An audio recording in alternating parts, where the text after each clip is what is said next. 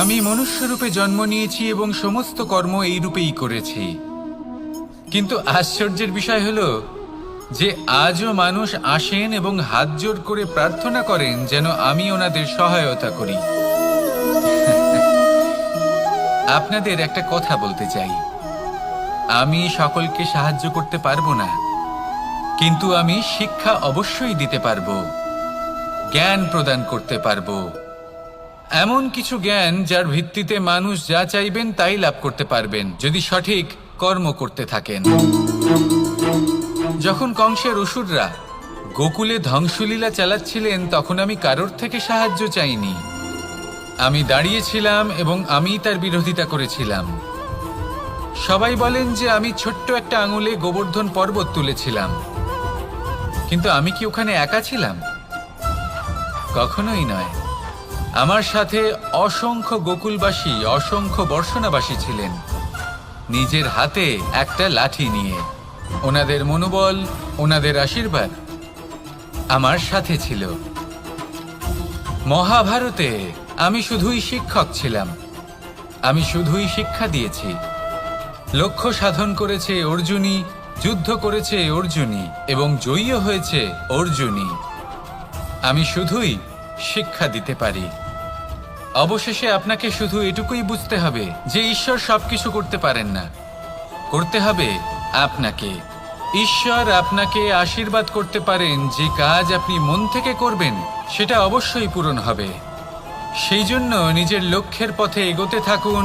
চেতনা, বিবেক এবং পরিশ্রমের দ্বারা আপনার যা যা স্বপ্ন আছে, যা লক্ষ্য আছে, আপনি অবশ্যই লাভ করবেন। আর এই মন সুপ্রসন্ন হয়ে বলবে, রাধা রাধা। কখনো কখনো এমন হয় আমরা আমাদের বাড়ির উঠোনে বীজ বপন করি আর তা বিকশিত হয় একটা সুন্দর বৃক্ষে। তার শাখাগুলি প্রতিবেশীর বাড়ি পর্যন্ত পৌঁছয়। ফলের বর্ষণ প্রতিবেশীর বাড়িতেও হয়ে থাকে। আর আমরা ভাবি গাছ আমরা উৎপন্ন করব আর ফল খাবেন আপনারা। এই কেমন কথা হলো? আপনাকে এই কথা বুঝতে হবে যে এসব হলো ভৌতিক বস্তু, সাংসারিক বস্তু। কখনো নিজের বাড়ির বাগানে ভালোবাসার গাছ বপন করে দেখুন। তার শাখাও প্রতিবেশীর বাড়ি পর্যন্ত পৌঁছবে, ফলের বর্ষণ সেখানেও হবে। কিন্তু সেই ফল চাইতে আপনাকে যেতে হবে না, সেই ফল দ্বিগুণ মাত্রায় আবার আপনার কাছেই ফিরে আসবে। তাই নিজের বাড়িতে আর নিজের মনে ভালোবাসার গাছ উৎপন্ন করুন। এই জীবন প্রসন্ন হয়ে বলবে, রাধা রাধা। আমাদের জীবন হলো একটা উপবনের মতো, যেখানে কাঁটাও আছে আবার ফুলও আছে। আর যদি আপনি ফুল লাভ করতে চান তাহলে কাঁটার সংস্পর্শে তো আপনাকে আসতেই হবে। এটাই জীবনের সত্য। আমাদের জীবনে, আমাদের পরিবারে, আমাদের সমাজে দেখবেন ভিন্ন ভিন্ন ধরনের মানুষ আছে। কেউ আছেন দুর্জন, কেউ সজ্জন, কেউ শত্রু হন তো কেউ মিত্র। যদি আপনি দুর্জনদের কাছে যান তাহলে শুধুই কষ্ট পাবেন, যদি আপনি শত্রুর কাছে যান তাহলে ঝামেলায় জড়িয়ে পড়বেন। তার চেয়ে ভালো আপনি সজ্জনদের কাছে যান, আনন্দ এবং জ্ঞান লাভ করবেন। নিজের মিত্রদের কাছে যান, আপনি সাহস লাভ করবেন। আরও একটা কথা বলি, এই জীবন এত বড়ও নয় যে আপনি প্রত্যেক সমস্যায় প্রত্যেক মানুষের সাথে ঝামেলায় জড়াবেন। শুধু যার সাথে আপনার মনের মিল হবে তাকে প্রণাম করুন, আর যার সাথে মনের মিল হবে না তাকে দূর থেকে প্রণাম করুন। কিন্তু মনের মধ্যে থেকে প্রেমের বোধ কোথাও যেতে দেবেন না, কারণ এই ভালোবাসাই শেষ মুহূর্তে আপনার উচিত পথ প্রদর্শন করবে। তাই এই ভালোবাসাকে মনে জাগ্রত রাখুন আর এই ভালোবাসার সাথেই বলুন, রাধা রাধা। কখনো আপনি কোনো গোয়াল দেখেছেন? অধিক মাত্রায় গোবর পড়ে থাকে আর ওখানে এক ধরনের পোকা দেখতে পাওয়া যায় যাকে গুবরে পোকা বলা হয়। এরা কি করে? সারাদিন সেই গোবরেই বাস করে। সেই গোবরকে গোল আকৃতি প্রদান করে নিজের বাসার দিকে নিয়ে যাওয়ার চেষ্টা করে। অনেক পরিশ্রম করার পরে সেই গোবরের টুকরোগুলো নিজের বাসার দিকে নিয়ে যায় আর বুঝতে পারে ওর বাসা তো খুবই ছোট আর এই গোবরের টুকরো তো অত্যন্ত বড়, এ তো বাসাতে প্রবেশ করতেই পারবে না। তাও চেষ্টা করতে থাকে, শেষ পর্যন্ত অসফল হয় আর সেই পোকা একাই বাসাতে ঢুকে যায়। এরকম মানুষের সাথেও হয়ে থাকে। সমস্ত জীবন মানুষ ধন, স্বর্ণ, সুখ স্বাচ্ছন্দ্য এই সব কিছু অর্জন করতে ব্যস্ত থাকে। আর যখন সময় আসে এই সংসারকে ত্যাগ করে চলে যাওয়ার, তখন সে বুঝতে পারে যে এই সব কিছু তো আমি নিজের সাথে নিয়ে যেতেই পারবো না। মনে দুঃখ নিয়ে সংসার থেকে বিদায় নেয় সে। তার বদলে যদি মানুষ কোনো নির্ধন ব্যক্তিকে সাহায্য করে দেয়, কোনো দুঃখী ব্যক্তিকে হাসাতে চেষ্টা করে, তাহলে মনে সন্তোষ নিয়ে সংসার ত্যাগ করতে পারে। এই জীবনে ধন, স্বর্ণ, সুখ স্বাচ্ছন্দ্য অতি আবশ্যক, কিন্তু এগুলোই বাস্তব সম্পত্তি নয়। তাহলে কি এই বাস্তব সম্পত্তি, সেটা বুঝতে শিখুন আর আমার সাথে ভালোবেসে বলুন রাধা রাধা। আপনার থেকে বড়, আপনার থেকে মহান হলেন সেই গুরু। এটা কি আবশ্যক যে সেই গুরু কোনো ব্যক্তিই হবেন? কখনোই নয়। গুরু হলেন একটা তত্ত্ব, গুরু হলেন একটা শক্তি। গুরু একজন ব্যক্তি হলে শুধুই একজনই হতেন, কিন্তু তা নয়। গুরু হলেন একটা অনুভূতি, গুরু হলেন শ্রদ্ধা। গুরু তিনি যিনি আপনার ব্যক্তিত্বের পরিচালক হন। গুরু তিনি যিনি আপনার ব্যক্তিত্বের নির্মাতা হন।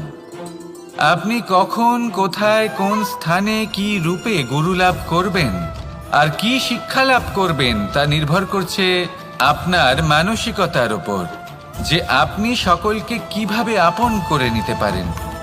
যদি আপনি গুরুকে আপন করতে চান, জ্ঞানকে আপন করতে চান, তাহলে আপনার মধ্যে শ্রদ্ধা জাগ্রত করতে হবে, সামর্থ্য জাগ্রত করতে হবে।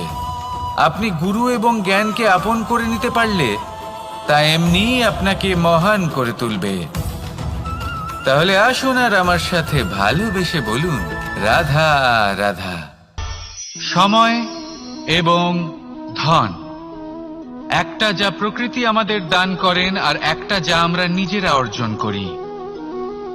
কিন্তু যখন হারিয়ে ফেলার প্রসঙ্গ আসে, তখন আমরা এই দুই একসাথে হারিয়ে ফেলি। এই সময় যদি আপনি গুনতে থাকেন, তাহলে তা এমনিও নষ্ট হয়ে যাবে। কারণ সময় গণনা করতে আপনি যে সময় ব্যতীত করেন তা তো এমনিই নষ্ট হয়ে যায়। এই সময়কে যদি আপনি একত্রিত করার চেষ্টা করেন, তাহলে তা সম্ভব হবে না।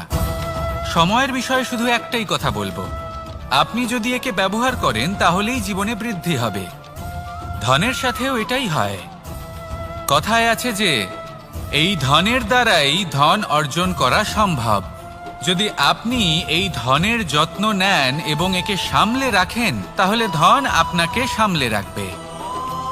এবার সময় আমরা প্রচুর পরিমাণে পাই, কিন্তু তার অর্থ এটা নয় যে আমরা তা নষ্ট করি। বাস্তব অর্থে সময় তা অত্যন্ত মূল্যবান। এর সদ্ব্যবহার করা যদি আপনি শিখে যান, তবে এই সময়ও আপনাকে অবশ্যই অতি মূল্যবান করে তুলবে। আসুন আর আমার সাথে ভালোবেসে বলুন রাধা রাধা। কথায় আছে যে এমন কোনো অক্ষর নেই যার দ্বারা কোনো মন্ত্র হয় না। এমন কোনো বনস্পতি নেই যা নিজেই একটা ঔষধি নয়। পৃথিবীর এমন কোনো ব্যক্তি নেই যার মধ্যে কোনো যোগ্যতা থাকে না। শুধু প্রয়োজন হলো যে ব্যক্তিকে আমরা খুঁজে চলেছি তাকে সঠিকভাবে চিনে নেওয়া। যদি তার যোগ্যতা, তার বিশেষত্ব আমরা বুঝতেই না পারি, তাহলে আর লাভ কি রইল? এই সংসারে এমন অনেক ব্যক্তি রয়েছেন যারা ছোট ছোট অসফলতার কারণে আপনাকে এটা বলে দেবে যে আপনি কোনো কাজের নন, আপনি হলেন মূর্খ, আপনি কিছুই করতে পারবেন না। এইসব কথায় কখনোই বিশ্বাস করবেন না, কারণ আপনি এবং প্রত্যেকটি জীব এই পরমাত্মা এবং এই প্রকৃতির সৃষ্টি, যা অত্যন্ত বিশেষ। যদি আপনাকে উদাহরণ দিই, তাহলে একদিকে আছে তরোয়াল, একটা বড় লম্বা তরোয়াল, যার দ্বারা যুদ্ধ করা যায়, জয়লাভ করা যায়। আর অন্যদিকে রয়েছে একটা ছোট্ট সূচ, কিন্তু যে কাজ একটা ছোট্ট সূচ করতে পারে তা একটা তরোয়াল দ্বারা সম্ভব নয়। এর অর্থ হলো এটাই যে প্রত্যেকটা রচনা অত্যন্ত অমূল্য এবং অত্যন্ত বিশেষ হয়। তাহলে বিশ্বাস রাখুন, যে আপনি অত্যন্ত বিশেষ একজন। আর প্রেমের সাথে বলুন, রাধা রাধা। বাল্যকালে যখন আমি মাখন খেতাম, তখন যশোদা মায়ের আমার মাখন খাওয়া নিয়ে কোনো সমস্যা ছিল না। কিন্তু যখন আমি মাখন খেতাম, মাখন চুরি করতাম, তখন যেই প্রকারে বাড়ির পরিচ্ছন্নতা আমি নষ্ট করতাম, তা নিয়ে অবশ্যই যশোদা মায়ের আপত্তি ছিল। আর হবে নাই বা কেন? কথায় আছে যে যদি আমাদের ঘর পরিচ্ছন্ন থাকে, সেখানে লক্ষ্মী বসবাস করে থাকেন, তবেই সেই বাড়িতে সন্তোষ ভাব থাকবে। সেই জন্যই আমাদের যশোদা মা পরিশ্রম করে বাড়ির ভেতর এবং বাড়ির বাহির সবসময় পরিচ্ছন্ন করে রাখতেন। এবার যেইভাবে আমাদের বাড়ি, যেখানে আমাদের পরিবার বসবাস করতেন, সেইভাবেই আমাদের শরীর আর আমাদের আত্মা রয়েছে, যাতে আমরা বসবাস করি। একেও স্বচ্ছ রাখা প্রয়োজনীয়। এবার স্বচ্ছ কিভাবে রাখা যায়? শুধু বাহ্যিক পরিচ্ছন্নতা আর প্রসাধন দ্বারা তা সম্ভব হবে না। জীবনে কিছু কটু অভিজ্ঞতা আমাদের সকলের থাকে। সেই কটু অভিজ্ঞতাগুলির কারণে আমাদের মন, আমাদের আত্মা মলিন হয়ে যায়। এই মালিন্য থেকে আমাদের আত্মাকে মুক্ত করা অত্যন্ত প্রয়োজনীয়। এই স্বচ্ছতা অত্যন্ত প্রয়োজনীয়। আর আমাদের এই মন মালিন্য থেকে মুক্ত হতে পারে শুধুমাত্র প্রেম এবং করুণার দ্বারা। তাই সকলকে ভালোবাসতে থাকুন আর মনের মধ্যে করুণার বোধ জাগ্রত করুন। কারণ যেইভাবে বাড়ি পরিষ্কার থাকলে তাতে লক্ষ্মী বসবাস করেন, সন্তোষবোধ বজায় থাকে, সেইভাবেই যদি মন স্বচ্ছ থাকে, তাহলে তাতে সন্তোষও থাকবে, শান্তিও থাকবে। তাহলে ভালোবাসতে থাকুন, মনের মধ্যে করুণাবোধ জাগ্রত করুন, আর আমার সাথে ভালোবেসে বলুন, রাধা রাধা। আপনি কখনো রেশমের কীট দেখেছেন? নিজের সুরক্ষার জন্য সে নিজের লালা থেকে একটি সুতো উৎপন্ন করে, আর সেই সুতো দ্বারা নিজেকে পেঁচিয়ে নেয়, প্রকৃতি এবং অন্য জীবজন্তুর হাত থেকে সুরক্ষার জন্য। কিন্তু যখন সেই সুতো শুকিয়ে যায়, তখন কি হয়? তা একটা খোলসে পরিণত হয়, এত সবল হয়ে যায় যে সেই রেশমের কীট তা ভেঙে বাইরে বেরিয়েই আসতে পারে না। শেষ পর্যন্ত এই কারণেই সে মৃত্যু লাভ করে। এবার যদি একটা প্রজাপতির কথা বলি, তাহলে প্রজাপতি কি করে? যখন সে উড়তে চায়, সে নিজেই নিজের খোলস ভেঙে ফেলে, সে তার পাখনা মেলে, আর তারপর সে আকাশে উড়ে বেড়ায়। এটাই হলো শিক্ষা আমাদের জন্য। যদি আমরা আকাশে উড়ে বেড়াতে চাই, তাহলে আমাদেরকেও অন্তর থেকে সেই খোলস ভাঙতে হবে, অর্থাৎ নিজেদেরকে বন্ধন থেকে মুক্ত করে দিতে হবে। সুরক্ষার জন্য কোনো বাঁধনে জড়িয়ে পড়া, এ হলো সবথেকে বেশি অসুরক্ষিত কার্য। জীবনে সুরক্ষার ভয় থাকাটা উচিত, কিন্তু তা যদি অত্যাধিক হয়ে যায়, তাহলে তা আপনাকে এতটাই দুর্বল করে দেবে যে আপনি নিজেরই সুরক্ষার চক্র ভেঙে বেরোতেই পারবেন না। যদি আপনি নবনির্মাণ করতে চান, তাহলে আপনাকে নিজের এই সুরক্ষা কবচ ভেঙে বেরোতেই হবে, সাহসের সাথে পরিশ্রম করতে হবে। আর যদি আপনি এটা করতে পারেন, তাহলে আপনার উড়ান কেউ আটকাতে পারবে না। আসুন আমার সাথে ভালোবেসে বলুন, ইচ্ছে বড়ই বিচিত্র জিনিস। এই ইচ্ছে যদি তা পূর্ণ না হয়, তাহলে তা ক্রোধকে জন্ম দেয়। যদি তা পূর্ণ হয়, তাহলে লোভকে জন্ম দেয়। যদি সময়ের মধ্যে পূর্ণ না হয়, তাহলে শোককে জন্ম দেয়। আর যদি সময়ের পূর্বেই পূর্ণ হয়ে যায়, তাহলে অহংকারকে জন্ম দেয়। সকলের ইচ্ছে থাকে, আপনারও অবশ্যই থাকবে, তা অবশ্যই পূরণ করবেন। কিন্তু একটা কথা মনে রাখবেন, আপনার এই জীবন, এটা কোনোভাবেই আপনার ইচ্ছে পূরণ করার মাধ্যম নয়। এ হলো ধৈর্য সাধনের এক মাধ্যম, নিয়ন্ত্রণ করার এক মাধ্যম। নিয়ন্ত্রণ নিজের কামনার ওপর, নিজের ইচ্ছের ওপর, নিজের আবেগের ওপর। কারণ ইচ্ছে এটা হলো সেই অশ্বের মতো, যা একবার লাগাম ছাড়া হয়ে গেলে, আপনার হাত থেকে যদি এই লাগাম বেরিয়ে যায়, তাহলে তা আপনাকে সোজা বিনাশের পথে নিয়ে যেতে পারে। কিন্তু যদি আপনি একে নিয়ন্ত্রণ করতে পারেন, তাহলে এটা আপনাকে সাফল্যের শিখরে অবশ্যই পৌঁছে দিতে পারে। তাহলে ইচ্ছেগুলিকে নিয়ন্ত্রণ করুন আর আমার সাথে ভালোবেসে বলুন, রাধা রাধা। আমরা আনন্দ লাভের জন্য ভালোবাসি মা বাবাকে, ভাই বোনকে, পরিবার পরিজনকে, বন্ধুকে, প্রেমিকাকে। আমরা চাই যে সকলে যেন আপন হয়ে থাকেন, আমাদের কাছে থাকেন। কিন্তু মানুষের একটা প্রবৃত্তি আছে যে তিনি যা লাভ করে ফেলেন তার মূল্য তিনি বুঝতেই পারেন না।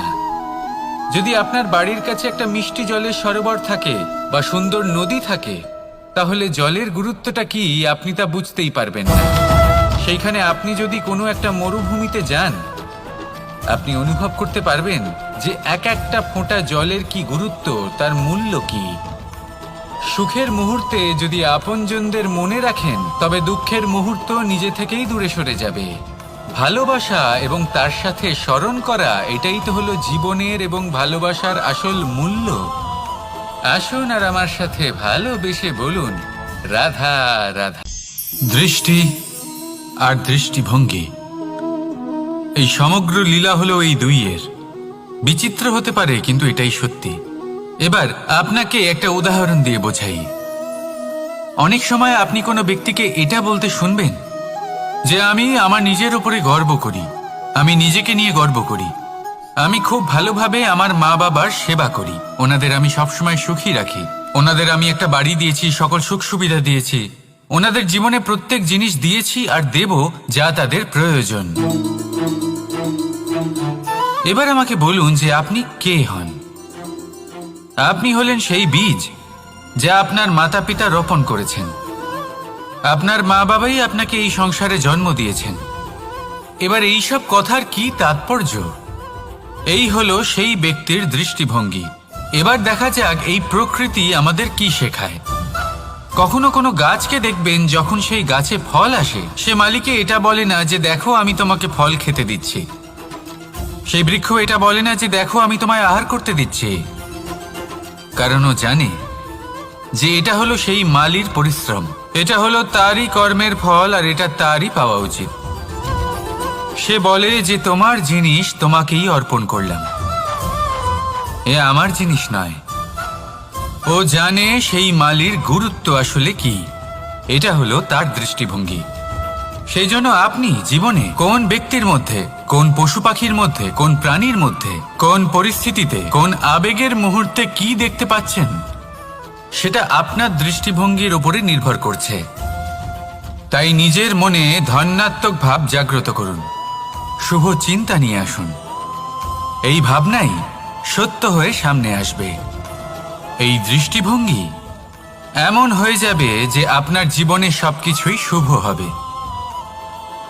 তাহলে আসুন আর আমার সাথে ভালোবেসে বলুন, রাধা রাধা। কখনো কখনো মানুষ মনে করেন যে সে নিজেই সব থেকে বেশি শক্তিশালী, তিনি হলেন জ্ঞানী। দেখুন, এটা ভালো ব্যাপার যে আপনার মধ্যে শক্তি আছে, জ্ঞান আছে, আর এটা শুধু আপনার জন্য নয়, এই সমস্ত সমাজের জন্য, দেশের জন্য, সমগ্র পৃথিবীর জন্য অত্যন্ত আবশ্যক। কিন্তু এই কথাটাও বোঝা অত্যন্ত আবশ্যক যে এই জ্ঞান যেন কখনো অহংকার না হয়ে ওঠে। যখন মানুষের মধ্যে জ্ঞান থাকে তখন সে রাম হয়ে ওঠে। রাম, যিনি সমুদ্রের বুকে সেতু বানিয়েছিলেন, বানর সেনার দ্বারা রাক্ষস রাজকে পরাজিত করেছিলেন, আর চিরকালের জন্য সবার কাছে আদর্শ হয়ে উঠেছিলেন। আর যদি মানুষের মনে অহংকার জন্মায়, তাহলে সে রাবণ হয়ে ওঠে। দেশে বিদেশে যতই খ্যাতি থাকুক না কেন, সে রাক্ষস হয়ে ওঠে, নিজের সাথে সাথে সমস্ত কুলের বিনাশ করে বসে।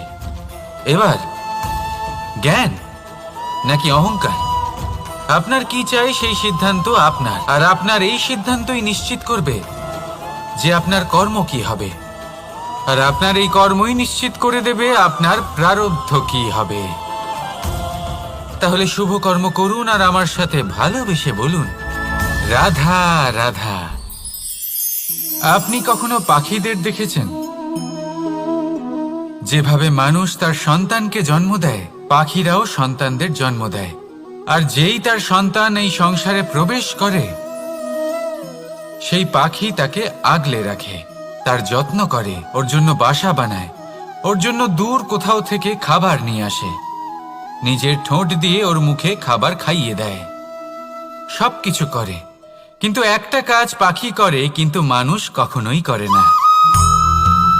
যখন পাখি মনে করে যে তার সন্তান বড় হয়ে গেছে, ওকে এবার ওরা শিখতে হবে, নিজেকেই আত্মরক্ষা শিখতে হবে, নিজের খাবার নিজেই খুঁজে আনতে হবে, তো সেই পাখি তার সন্তানকে বাসা থেকে বের করে দেয়। তারপর সেই পাখির সন্তান নিজে উড়তে শেখে, আত্মরক্ষা করতে শেখে এবং আস্তে আস্তে সে আত্মনির্ভর হয়ে ওঠে। কিন্তু মানুষ কি তার সন্তানের সাথে এটাই করে? কখনোই নয়। মানুষ তার সন্তানকে নিজের সাথে বেঁধে রাখে, সব সময় তার লালন পালনের, তার দেখাশোনার ব্যবস্থা করে রাখে, আর এটাই ভাবেন যে আমি হলাম ওর পালনকর্তা, ওর খেয়াল রাখা তো আমার কর্তব্য। কিন্তু না, এই কাজ করতে করতে উনি আস্তে আস্তে নিজেরই সন্তানের শত্রু হয়ে ওঠেন, তার বিকাশের শত্রু হয়ে ওঠেন। তাই যখন সন্তান বড় হবে তখন অবশ্যই ভালোবাসুন, কিন্তু পাখির মতো কঠোর হওয়াও প্রয়োজনীয়, তবেই তার বিকাশ হবে। ওকে নিজের কষ্ট নিজেকেই সহ্য করতে দিন, শিখতে দিন জীবনের অনুভূতি কেমন, তবেই তার বিকাশ হবে। নয়তো সেই সন্তান আজীবন আপনার জন্য বোঝা হয়ে থাকবে, আর আপনি তার বিকাশের পথে আজীবন বাধা হয়ে থাকবেন। আর আমার মনে হয় না আপনি সেটা চাইবেন, তাই তো? আসুন আমার সাথে ভালোবেসে বলুন, রাধা রাধা। জীবনে শিখরে পৌঁছানোর জন্য মানুষের কি প্রয়োজন হয়ে থাকে? সিঁড়ির। কিন্তু তাও প্রত্যেক মানুষ, প্রত্যেক ব্যক্তি শিখরে পৌঁছতে পারেন না। এর কারণ কি? কারণ একটা হতে পারে যে মানুষ কল্পনা করতে থাকেন কিন্তু সিঁড়ি খুঁজে পান না। কিছু মানুষ খুঁজে নেন, কিন্তু তা পেয়ে এতটাই প্রসন্ন হয়ে যান যে তারপর আর কোনো কর্মই করেন না। খুব সোজা ব্যাপার। অনেক মানুষ সিঁড়ি খুঁজে পান না, আর যদি পেয়েও যান তাও যতক্ষণ না তাতে চড়ছেন সেই শিখরে পৌঁছবেন কি করে? যতক্ষণ না আপনি পরিশ্রম করছেন, যতক্ষণ না সেই সিঁড়িতে আপনি চড়ছেন, যতক্ষণ না ক্লান্ত হচ্ছেন, আপনার পায়ে হাঁটুতে ব্যথা না হচ্ছে, ততক্ষণ এই শিখরে পৌঁছানোর সৌভাগ্য লাভ করতে পারবেন না। তাহলে কল্পনার সাথে কর্ম করুন, পরিকল্পনার সাথে পরিশ্রম করুন, সব কিছু পাবেন। আসুন আমার সাথে ভালোবেসে বলুন, রাধা রাধা। সুখ আর অভিজ্ঞতা, এই দুই জীবনে একসাথে কখনোই আসে না। মনে রাখবেন, যেখানে সুখ থাকে সেখানে অভিজ্ঞতা থাকে না। আর যখন এই সুখ আমাদের জীবন থেকে দূরে চলে যায়, তখন আমাদের জীবনে আসে এই অভিজ্ঞতা। পরমাত্মা, প্রকৃতি, নিয়তি এই অভিজ্ঞতাকে আমাদের জীবনে পাঠান, যাতে আমরা একটা অত্যন্ত গুরুত্বপূর্ণ শিক্ষা, একটা জ্ঞান প্রাপ্ত করতে পারি। এই অভিজ্ঞতা আমাদের শেখায় যে অতীতে এমন কি হয়েছিল যা আমাদের করা উচিত হয়নি। আমাদের শেখায় ভবিষ্যতে এমন কি আছে যা আমাদের করা উচিত আর কি করা উচিত নয়। দেখতে গেলে এই অভিজ্ঞতা আমাদের সেই শিক্ষা দেয় যার জন্য আমরা সুখের দিকে উচিতভাবে অগ্রসর হতে পারি। সেই জন্য জীবনে যখনই দুঃখ আসবে, দুঃখের এই সময় আসবে, তখন হতাশ হবেন না। বোঝার চেষ্টা করুন এই পরিস্থিতি কেন এসেছে, কি শিক্ষা দিতে এসেছে। যদি আপনি সেই জ্ঞান লাভ করেন, সুখের পথে অগ্রসর হন, তাও উচিত রূপে, তাহলে এই অভিজ্ঞতার উদ্দেশ্য পূরণ হয়ে যায়। তাহলে আসুন আর আমার সাথে ভালোবেসে বলুন, রাধা রাধা। প্রতিশোধ অথবা কাউকে দুঃখ দেওয়ার ভাবনা, যদি এটা আপনার মনে থাকে তাহলে আপনি নিজের মনেই যন্ত্রণার একটা বিশাল বৃক্ষ রোপণ করছেন, এটা মনে রাখবেন। কারণ কাউকে দুঃখ দেবার এই ভাবনা, এটা হলো সেই বীজ যা আপনার মনেই পতিত হবে, আপনার মনেই অঙ্কুরিত হবে, আর আপনার মনেই একটা বিশাল বৃক্ষরূপে বেড়ে উঠবে। জীবন আপনার, কর্ম আপনার, কাউকে দুঃখ দেবার ভাবনা আপনার ছিল, এই বৃক্ষ হলো আপনার, তাই এর ফলও আপনিই পাবেন, যা গ্রহণও আপনাকেই করতে হবে। মনে রাখবেন, যে মানুষ এটা ভাবে যে আমি ওকে দুঃখ দেব, ওকে কষ্ট দিতে চাই আমি, সেই মানুষই দুঃখ আর কষ্ট পেয়ে থাকে। যদি সেই জায়গায় আপনি এটা ভাবেন যে আমি কাউকে সুখী করে তুলতে চাই, কাউকে সুখ প্রদান করতে চাই, তাহলে তারও বীজ আপনার মনেই রোপণ হবে, বৃক্ষে পরিণত হবে, যার ফলও আপনিই পাবেন। এখানে বিষয়টা হলো শুধু মানসিকতার চিন্তা, যা সত্য হয়ে আপনার সামনে আসে। তাহলে এই মানসিকতা শুভ করুন, সবার জন্য মঙ্গল কামনা করুন। অন্যের মনে আপনার জন্য ভালো চিন্তা থাকুক বা না থাকুক, আপনি সবার জন্য শুভ চিন্তা করে কর্ম করতে থাকুন, তাহলে আপনার সাথেও ভালোই হবে। তাহলে আসুন আর আমার সাথে ভালোবেসে বলুন, রাধা রাধা। আমরা সকলে চাই আমাদের জীবনে সাফল্য আসুক। আমরা চাই যে এই সংসারে আমাদের খ্যাতি ছড়িয়ে পড়ুক। আমরা চাই যেন আমরা আলোচিত হই, কিন্তু শুধু চাইলেই কি যায় আসে? যদি এই সংসারে আলোচিত হতে হয়, তাহলে পরিচিত হতে হবে পরিশ্রমের দ্বারা। যতক্ষণ না আপনারা পরিশ্রমের সাথে পরিচিত হবেন, সাফল্যের সাথে পরিচিত হবেন না। সংঘর্ষ করতে হবে প্রতিদিন, প্রতি বছর। জীবনের সব পরিস্থিতিতেই হয়তো নতুন নতুন বাধা আসবে, নতুন নতুন বিঘ্ন ঘটবে, কিন্তু এটা আবশ্যক নয় যে সমস্ত বিঘ্ন বিনাশের জন্য আসবে। কিছু বিঘ্ন আপনার পথ প্রশস্ত করার জন্য আসবে, আপনার পথ পরিষ্কার করার জন্য আসবে। যদি আপনাকে উদাহরণ দিই, যখন বন্যা আসে, বাড়ি ঘর ভেসে যায়, তখন আমরা হতাশ হয়ে পড়ি, আমরা দুঃখী হয়ে পড়ি। কিন্তু সেই বন্যাই আমাদের সেই ধরিত্রীকে এত উর্বর করে তোলে যে সেই উর্বর অংশ কাজে লাগিয়ে আমরা সেরকম আরো 10টা বাড়ি বানাতে পারি। তাহলে ধন্যাত্মক থাকুন আর যে কোনো সংঘর্ষের জন্য প্রস্তুত থাকুন। জীবনে অনেক দূর যেতে পারবেন। তাহলে আসুন আমার সাথে ভালোবেসে বলুন, রাধা রাধা। জীবনে কখনো কখনো আমরা সেই পরিস্থিতিতে ফেসে যাই যখন আমাদের মনে হয় যে আমাদের নতুন কিছু একটা করতে হবে, কিন্তু আমরা করতে পারি না, কারণ কোথাও না কোথাও আমরা রীতির দ্বারা আবদ্ধ, আর আমরা সেই রীতি ভাঙতে চাই না। কেবল একটাই প্রশ্ন আসে মনে, আশেপাশের মানুষ কি বলবে, আশেপাশের মানুষ কি ভাববে। আপনাকে একটা প্রশ্ন করি, কারা এই মানুষজন? আপনার জন্মের সময় এই মানুষজন কোথায় ছিলেন? যখন আপনি কোনো সমস্যায় পড়েন, তখন এই মানুষজন কোথায় থাকেন? এগিয়ে এসে কি আপনাকে সাহায্য করেন, নাকি সেই সমস্যার সমাধান আপনি নিজেই করেন? এইসব মানুষজনের চিন্তা ত্যাগ করুন যদি আপনি জীবনে বাঁচতে চান। ভেবে দেখুন জীবনে কি কি শুভ আছে আর কি কি শুভ করতে পারেন। যদি তা স্রোতের বিপরীতে হয়, তাহলে সংঘর্ষ করুন, কিন্তু এইসব মানুষজনের কথা ভাববেন না। ভেবে দেখুন জীবনে আপনি কি কি শুভ কাজ করতে পারেন। এটা ভাবুন যে আপনি কখনো এমন কোনো কাজ করে ফেলেননি তো যার জন্য কারোর হৃদয় আহত হয়েছে। শুভর দিকে নিজের চিন্তা কেন্দ্রীভূত করুন, আপনার জীবনে সব কিছু শুভই হবে। তাহলে আসুন আমার সাথে ভালোবেসে বলুন, রাধা রাধা। সমস্যা, কঠিন সময়, সংকট, বিপদ কার জীবনে নেই? প্রত্যেকের জীবনে আছে। কিন্তু আমাকে একটা কথা বলুন, যদি নৌকায় ঢেউকে ভয় পেতে শুরু করে, তাহলে সাগর পার করবে কে?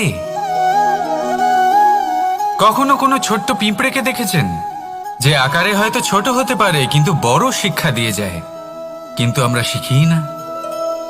এবার দেখুন একটা পিঁপড়েকে, যে ভোজনের খোঁজে বাইরে বের হয়, একটা ছোট্ট দানা তুলে নেয়। ছোট দানা তোলে কারণ তার থেকে বেশি সে তুলতেই পারবে না। সে দানা নিয়ে চলতে শুরু করে, কোনো দেওয়ালে উঠে পড়ে, আবার পড়েও যায়। সেই দানা দূরে কোথাও একটা পড়ে যায়, তা আবার খোঁজে, তুলে নেয়, আবার চলতে থাকে। পড়ে যায় আবার ওঠে, পড়ে যায় আবার ওঠে। সেই দানাটা রেখে দেয়, আবার বেরিয়ে পড়ে ভোজনের খোঁজে। পরিশ্রম করতে থাকে কিন্তু হার মানে না। এই শিক্ষাই তো আমাদের প্রাপ্ত করতে হবে। নিরন্তর পরিশ্রম আর নির্ভীক হয়ে কর্ম করে যেতে হবে। এটাই হলো সাফল্যের মাধ্যম, এটাই হলো জয়ের মন্ত্র, অচ্যুত অজয় অস্ত্র। তাহলে আসুন আর আমার সাথে ভালোবেসে বলুন, রাধা রাধা। আজকাল আপনি দেখে থাকবেন যে মা বাবা শুধুমাত্র সন্তানকে ভালোবাসেন তা নয়, তাদের মোহেও জড়িয়ে পড়েন। বিদ্যালয়ে যখন পাঠান তখন সমস্ত সুযোগ সুবিধা দিয়েই পাঠান। চেষ্টা করেন যে সবসময় যেন সন্তান তাদের চোখের সামনেই থাকে, কিন্তু ভুলে যান এক অত্যন্ত গুরুত্বপূর্ণ কথা, যে সন্তানকে এক নতুন দৃষ্টিভঙ্গি দেওয়াই হলো ওনাদের কর্তব্য। সেই জন্য পুরাতন কালে শিষ্যদের গুরুকুলে পাঠানো হতো, বাড়ির থেকে দূরে। কারণ বাড়ি ছেড়ে যাওয়া এক সন্তানের জন্য, এক শিষ্যের জন্য অত্যন্ত শুভ লক্ষণ হয়। যখন সে বাড়ির থেকে দূরে, গৃহস্থের থেকে দূরে থাকবে, তখন এই সংসারকে সে এক নতুন দৃষ্টিভঙ্গি দিয়ে দেখবে, পরখ করবে, বুঝতে পারবে, আর সবকিছু নিজে থেকেই শিখে যাবে কখন আক্রমণ করতে হয়, কখন পিছু হটতে হয়, কিভাবে এই সংসারের সম্মুখীন হতে হয়। আর এটা আপনার দৃষ্টি ওকে শেখাতে পারবে না, ওর অভিজ্ঞতা ওকে শেখাতে পারবে। তাই মনে রাখবেন, যদি আপনি চান যে আপনার সন্তানের বিকাশ হোক, তাহলে অনেক সময় ওকে নিজের থেকে দূরে নিয়ে যেতে হয়। যদি মোহে আবদ্ধ থাকেন তাহলে ওর বিকাশ কখনোই হবে না। তাহলে আসুন আমার সাথে ভালোবেসে বলুন, রাধা রাধা। এই সমগ্র সংসারের সব থেকে গুরুত্বপূর্ণ ব্যক্তি কে? স্বয়ং আপনি। নিজের জন্য তো বটেই, তাই না? কারণ যখন আপনি জন্মগ্রহণ করেন, নিজের চোখ খোলেন, এই সংসারে আসেন, তখনই তো এই সংসারকে আপনি দেখতে পান, অনুভব করতে পারেন। এখানকার আবেগ, এখানকার মানুষজন তখন থেকেই অনুভব করেন। যদি আপনি না থাকেন, তাহলে এই সংসারের অস্তিত্ব আপনার কাছে শূন্যের সমান, তাই না? আপনি না থাকলে এই সংসারও আপনার কাছে নেই। এবার সবাই বলবেন যে এ তো সত্যি কথা, সেই অনুযায়ী তো আমার স্বার্থপর হওয়া উচিত, অহংকারী হওয়া উচিত, কারণ আমার কাছে আমিই তো সবকিছু। দৃষ্টিভঙ্গি পাল্টে দেখুন, আপনার কাছে সব থেকে বেশি গুরুত্বপূর্ণ ব্যক্তি কে? আপনি নিজেই। সেই মানুষটি কেমন হওয়া উচিত একটু ভেবে দেখুন। সবসময় সকলকে সাহায্য করুন, একসাথে মিলে পরিশ্রম করুন, সাহায্য করুন অন্যদেরকে, এটা অতি আবশ্যক। এবং তার থেকেও বেশি গুরুত্বপূর্ণ হলো এটাই যে আপনার মনে যেন কখনো এই বিষয়ে ভয় না থাকে যে আমি আমার প্রিয়জনদের, আমার কাছের মানুষগুলিকে হারিয়ে ফেলব। এই ভয় কখনোই মনের মধ্যে থাকা উচিত নয়। যদি ভয় থাকে তাহলে থাকুক এই বিষয়ে যে সকল মানুষ আমার জীবন থেকে, আমার থেকে দূরে চলে যাচ্ছেন, তাদের বাধা দিতে দিতে আমি যেন নিজেকেই না হারিয়ে ফেলি, নিজের অস্তিত্বকেই না হারিয়ে ফেলি, নিজের ব্যক্তিত্বকে, নিজের বিচারধারাকে, নিজের করুণার শক্তি না হারাই। তাহলে এই ভয় ত্যাগ করুন আর আমার সাথে ভালোবেসে বলুন, রাধা রাধা। দৃষ্টি আর দৃষ্টিভঙ্গি, এই সমগ্র লীলা হলো এই দুইয়ের। বিচিত্র হতে পারে, কিন্তু এটাই সত্যি। এবার আপনাকে একটা উদাহরণ দিয়ে বোঝাই। অনেক সময় আপনি কোনো ব্যক্তিকে এটা বলতে শুনবেন যে আমি আমার নিজের উপরে গর্ব করি, আমি নিজেকে নিয়ে গর্ব করি, আমি খুব ভালোভাবে আমার মা বাবার সেবা করি, ওনাদের আমি সবসময় সুখী রাখি, ওনাদের আমি একটা বাড়ি দিয়েছি, সকল সুখ সুবিধা দিয়েছি, ওনাদের জীবনে প্রত্যেক জিনিস দিয়েছি আর দেব যা তাদের প্রয়োজন। এবার আমাকে বলুন যে আপনি কে হন? আপনি হলেন সেই বীজ যা আপনার মাতা পিতা রোপণ করেছেন। আপনার মা বাবাই আপনাকে এই সংসারে জন্ম দিয়েছেন। এবার এইসব কথার কি তাৎপর্য? এই হলো সেই ব্যক্তির দৃষ্টিভঙ্গি। এবার দেখা যাক এই প্রকৃতি আমাদের কি শেখায়। কখনো কোনো গাছকে দেখবেন, যখন সেই গাছে ফল আসে, সে মালিকে এটা বলে না যে দেখো আমি তোমাকে ফল খেতে দিচ্ছি। সেই বৃক্ষ এটা বলে না যে দেখো আমি তোমায় আহার করতে দিচ্ছি, কারণ ও জানে যে এটা হলো সেই মালির পরিশ্রম, এটা হলো তারই কর্মের ফল, আর এটা তারই পাওয়া উচিত। সে বলে যে তোমার জিনিস তোমাকেই অর্পণ করলাম, এ আমার জিনিস নয়। ও জানে সেই মালির গুরুত্ব আসলে কি, এটা হলো তার দৃষ্টিভঙ্গি। সেই জন্য আপনি জীবনে কোন ব্যক্তির মধ্যে, কোন পশু পাখির মধ্যে, কোন প্রাণীর মধ্যে, কোন পরিস্থিতিতে, কোন আবেগের মুহূর্তে কি দেখতে পাচ্ছেন, সেটা আপনার দৃষ্টিভঙ্গির উপরে নির্ভর করছে। তাই নিজের মনে ধন্যাত্মক ভাব জাগ্রত করুন, শুভ চিন্তা নিয়ে আসুন, এই ভাবনাই সত্য হয়ে সামনে আসবে। এই দৃষ্টিভঙ্গি এমন হয়ে যাবে যে আপনার জীবনে সবকিছুই শুভ হবে। তাহলে আসুন আর আমার সাথে ভালোবেসে বলুন, রাধা রাধা। কখনো কখনো মানুষ মনে করেন যে সে নিজেই সব থেকে বেশি শক্তিশালী, তিনি হলেন জ্ঞানী। দেখুন, এটা ভালো ব্যাপার যে আপনার মধ্যে শক্তি আছে, জ্ঞান আছে, আর এটা শুধু আপনার জন্য নয়, এই সমস্ত সমাজের জন্য, দেশের জন্য, সমগ্র পৃথিবীর জন্য অত্যন্ত আবশ্যক। কিন্তু এই কথাটাও বোঝা অত্যন্ত আবশ্যক যে এই জ্ঞান যেন কখনো অহংকার না হয়ে ওঠে। যখন মানুষের মধ্যে জ্ঞান থাকে তখন সে রাম হয়ে ওঠে। রাম, যিনি সমুদ্রের বুকে সেতু বানিয়েছিলেন, বানর সেনার দ্বারা রাক্ষস রাজকে পরাজিত করেছিলেন, আর চিরকালের জন্য সবার কাছে আদর্শ হয়ে উঠেছিলেন। আর যদি মানুষের মনে অহংকার জন্মায় তাহলে সে রাবণ হয়ে ওঠে। দেশে বিদেশে যতই খ্যাতি থাকুক না কেন, সে রাক্ষস হয়ে ওঠে, নিজের সাথে সাথে সমস্ত কুলের বিনাশ করে বসে।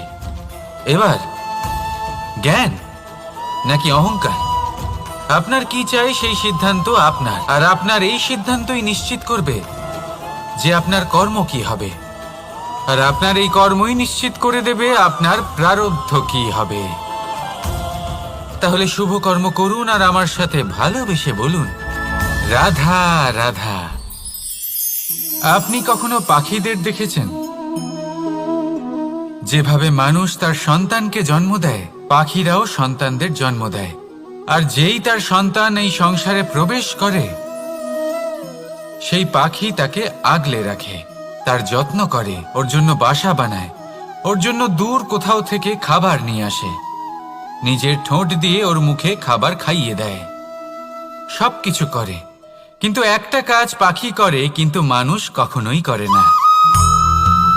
যখন পাখি মনে করে যে তার সন্তান বড় হয়ে গেছে, ওকে এবার ওরা শিখতে হবে, নিজেকেই আত্মরক্ষা শিখতে হবে, নিজের খাবার নিজেই খুঁজে আনতে হবে, তো সেই পাখি তার সন্তানকে বাসা থেকে বের করে দেয়। তারপর সেই পাখির সন্তান নিজে উড়তে শেখে, আত্মরক্ষা করতে শেখে, এবং আস্তে আস্তে সে আত্মনির্ভর হয়ে ওঠে। কিন্তু মানুষ কি তার সন্তানের সাথে এটাই করে? কখনোই নয়। মানুষ তার সন্তানকে নিজের সাথে বেঁধে রাখে, সব সময় তার লালন পালনের, তার দেখাশোনার ব্যবস্থা করে রাখে, আর এটাই ভাবেন যে আমি হলাম ওর পালনকর্তা, ওর খেয়াল রাখা তো আমার কর্তব্য। কিন্তু না, এই কাজ করতে করতে উনি আস্তে আস্তে নিজেরই সন্তানের শত্রু হয়ে ওঠেন, তার বিকাশের শত্রু হয়ে ওঠেন। তাই যখন সন্তান বড় হবে তখন অবশ্যই ভালোবাসুন, কিন্তু পাখির মতো কঠোর হওয়াও প্রয়োজনীয়, তবেই তার বিকাশ হবে। ওকে নিজের কষ্ট নিজেকেই সহ্য করতে দিন, শিখতে দিন জীবনের অনুভূতি কেমন, তবেই তার বিকাশ হবে। নয়তো সেই সন্তান আজীবন আপনার জন্য বোঝা হয়ে থাকবে, আর আপনি তার বিকাশের পথে আজীবন বাধা হয়ে থাকবেন। আর আমার মনে হয় না আপনি সেটা চাইবেন, তাই তো? আসুন আমার সাথে ভালোবেসে বলুন, রাধা রাধা। জীবনে শিখরে পৌঁছানোর জন্য মানুষের কি প্রয়োজন হয়ে থাকে? সিঁড়ির। কিন্তু তাও প্রত্যেক মানুষ, প্রত্যেক ব্যক্তি শিখরে পৌঁছতে পারেন না। এর কারণ কি? কারণ একটা হতে পারে যে মানুষ কল্পনা করতে থাকেন কিন্তু সিঁড়ি খুঁজে পান না। কিছু মানুষ খুঁজে নেন কিন্তু তা পেয়ে এতটাই প্রসন্ন হয়ে যান যে তারপর আর কোনো কর্মই করেন না। খুব সোজা ব্যাপার।